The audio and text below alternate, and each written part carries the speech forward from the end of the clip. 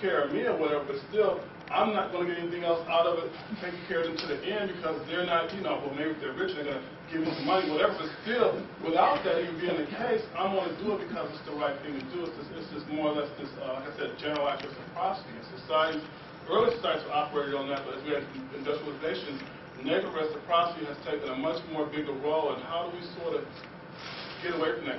Because, like I said, the World War II, that generation still understood this idea of altruism, but this is something that we've gotten away from as we've gone more into this market economy type philosophy that sort of overrides everything else about how we look at the world.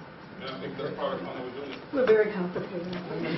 Because in World War II, people put Japanese in the concentration camps in these countries. I mean, you know, we have all these very complex realities. Chris, you want to say something? That's the other question. I see that in today's society that we are morally deprived of seeing what's right and wrong, and I am seeing Social Security as a way for people to get out of a lot of things, and I'm seeing many older people having to go back to work just to pay for a medical bill or whatever, and I'm also hearing and seeing younger people trying to get on it when they have the ability to actually work, provide for themselves, but they'd rather find an easy way out. So my question is, who would you want the primary audience to be that you want to connect with and get them to understand that what is Social Security and what was it primarily here for? Who will be your primary audience that you want to connect with on those bases? That's a good question, Chris. Chris is one of our Urban Scholars leaders at Wayne State University, and thank you for your good question. I would definitely say we want to talk to your generation and help you see the historical significance of social insurance programs. But, you know, we also need to connect to middle-aged people and all those, you know, people who are arguing against social insurance programs, who are voting for cuts in Social Security and Medicare, who don't see our shared responsibility, our shared risk, and our shared responsibility for each other. I hope we're not just going to be talking to the already liberal converted people who know that we're interdependent and, you know, vote accordingly. But I don't know if that's the audience we're going to connect with. I don't know how other people in the group would answer that question. Who is it you were writing your chapter for? Not just academics, I hope. I hope this book has a little bit of crossover appeal to the more general audience, because I think people need to hear the historical lessons again. And see the connection from the past to the present. The question Jim had just asked was really on my mind all along, and I wondered whether to bring it up.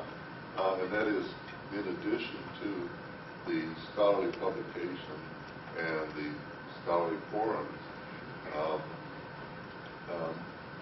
how might it be possible to have the kind of dialogue and discussions across generations?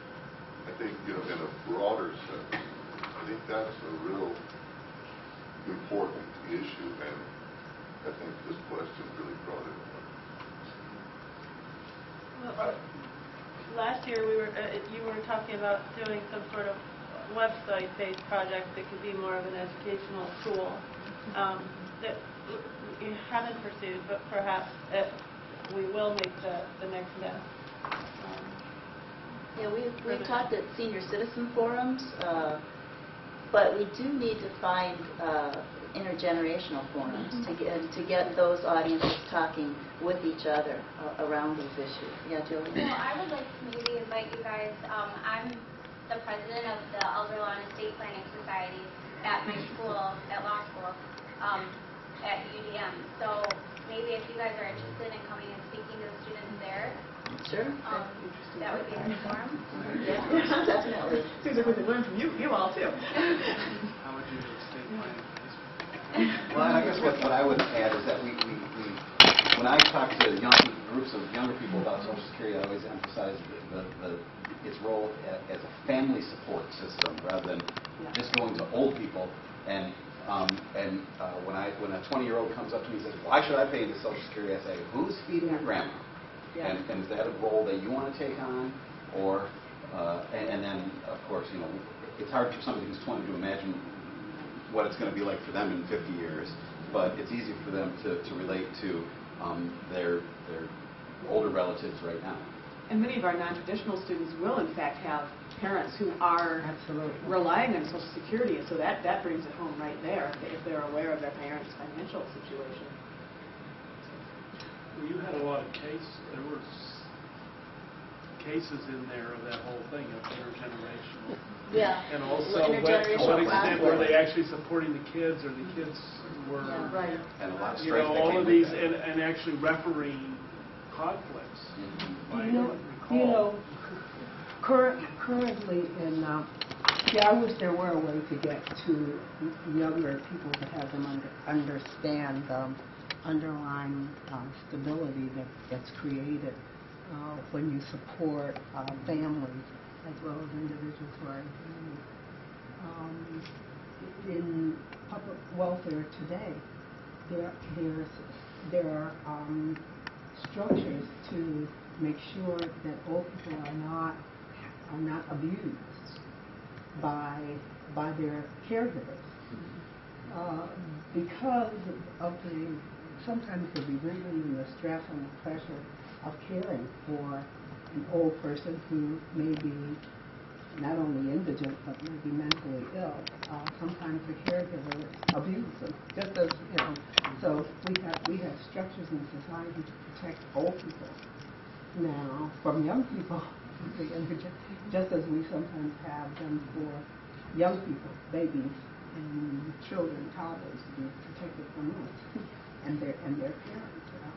But just imagine what it would be to require you to take care of me. Well, and I would just leave people with this. I'll put you in jail if you don't. I'll leave you with a statistic which I just read, which to me is staggering, really, and speaks to the continuing importance of this issue. If you're born in a developed nation today, you have a 50% chance of living to be 100. So, we're all living longer, we're living poorer, we're going to have chronic ailments, we will need continuing care, and we need a system to support this aging global society. Thank you.